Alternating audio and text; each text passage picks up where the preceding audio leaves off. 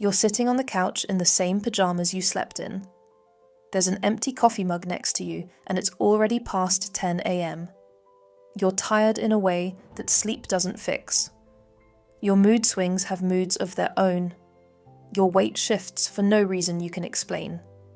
And no matter what you eat or how much you rest, something still feels off. You've Googled it.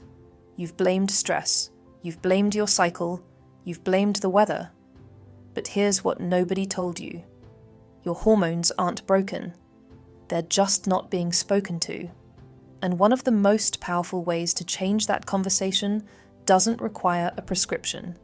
It doesn't require a gym. It doesn't cost a single penny. It's 10,000 steps a day. And what happens inside your body when you start? That's exactly what we're about to show you. Stay with us, because what happens at the 6-week mark will genuinely surprise you. Before we talk about walking, let's talk about what's already happening inside you. Right now, your body has over 50 different hormones in circulation. They work as a team. When one goes off, the whole team suffers. Cortisol, your stress hormone, is playing too loud. It's supposed to spike in the morning and then fade. But for most women, it stays high all day. That keeps your body stuck in a constant state of emergency. It holds onto fat, disrupts sleep, and blocks almost every other hormone from doing its job. Progesterone, your calm hormone, is quietly disappearing. Because stress eats it for breakfast. Insulin is spiking and crashing with every meal, making your energy feel like a broken light switch.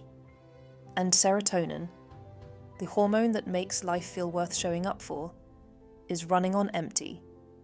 This is where most women are, and this is what 10,000 steps starts to fix.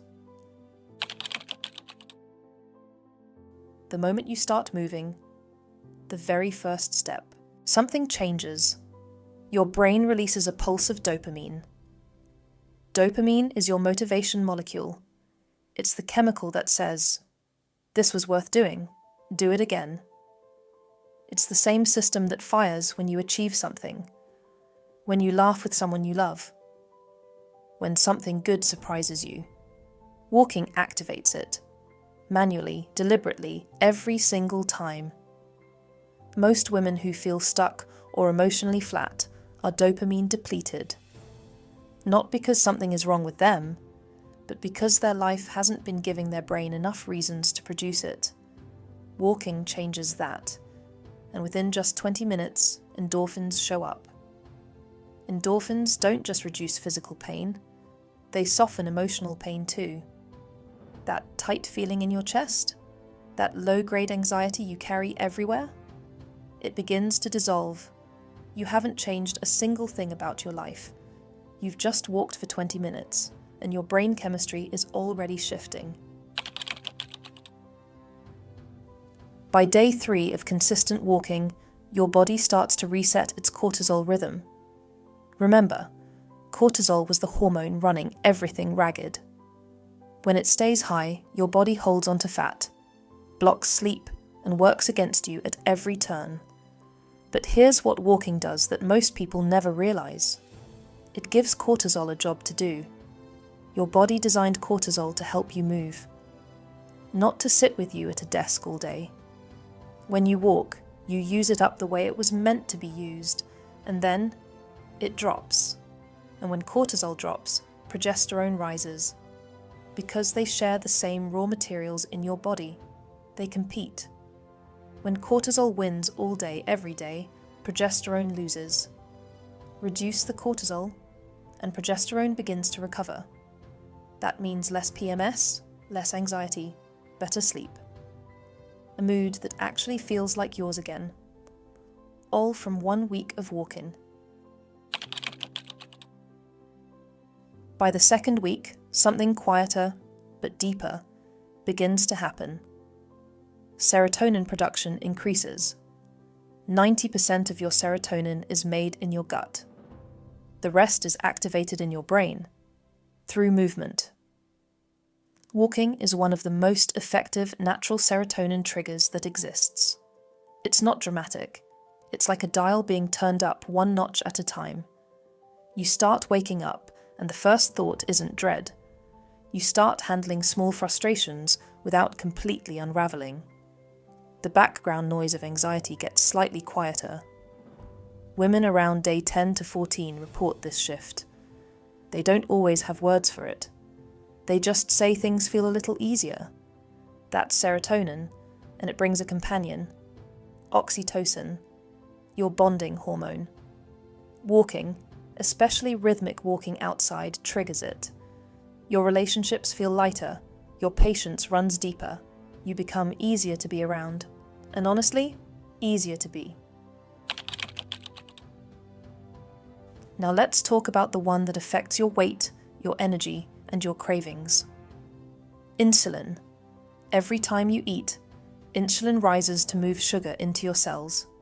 But for many women, especially those living with chronic stress, the cells stop responding. So your body makes more and more insulin trying to do the same job. More insulin means more fat storage, especially around the belly. More insulin means more cravings for sugar and carbs. More insulin means that 3 p.m. crash that sends you straight to the snack drawer every single afternoon. Here's what changes. Your muscles start absorbing blood sugar on their own, without needing insulin's help. Your body stops demanding so much of it. The cravings soften. The afternoon crash gets less severe. The belly bloating starts to calm. And this matters enormously, because insulin imbalance sits underneath PCOS, perimenopause weight gain, thyroid problems, and hormonal acne. Walking begins to heal all of them from the root. This is the part I promised you at the beginning. By week 6, something remarkable happens. Your thyroid wakes up. The thyroid is the master switch of your metabolism. It controls your energy, your body temperature, how quickly you process food, how clearly you think, how your hair grows, and how rested you feel after sleep. When cortisol stays high, the thyroid suppresses itself as a protective mechanism. Your body says, "This is not the time to thrive. This is the time to survive."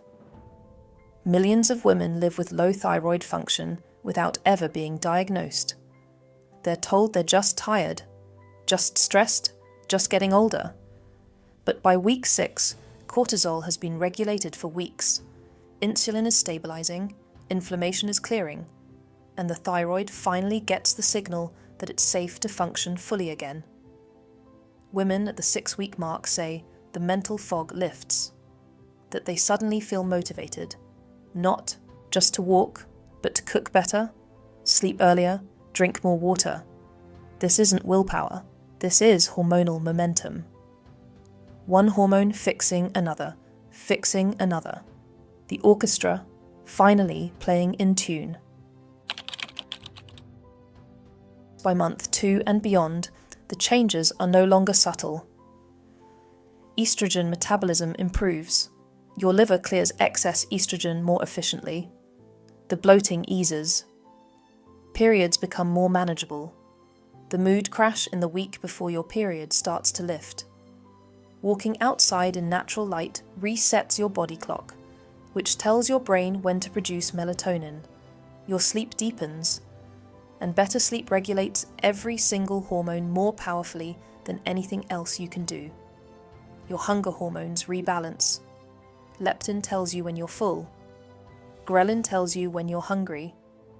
When they work properly, you eat with your body instead of against it. Growth hormone pulses increase with brisk walking. It repairs tissue, maintains muscle, and keeps your skin and hair vital.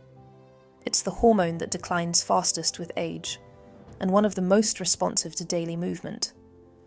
This is what 10,000 steps a day does. Not overnight, not in one walk, but consistently, chapter by chapter, hormone by hormone. It rewrites the chemistry of how you feel. Here's the thing about 10,000 steps. It's not really about the number, It's about the signal you send your body. Every single day, every step tells your cortisol, stand down. Every step tells your insulin, we've got this. Every step tells your thyroid, it's safe to thrive now. Every step tells your serotonin, today is worth showing up for. The women who transform their hormonal health aren't always the ones who overhauled everything overnight.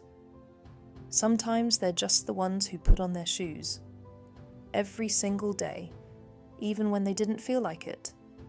Especially when they didn't feel like it. Because that's when your body needs the signal most. You don't need to feel good to start walking, but you will start walking to feel good. If this helped you understand what's happening inside your body, share it with a woman who needs to hear it. Subscribe for more women's health explained simply every single week. See you in the next one.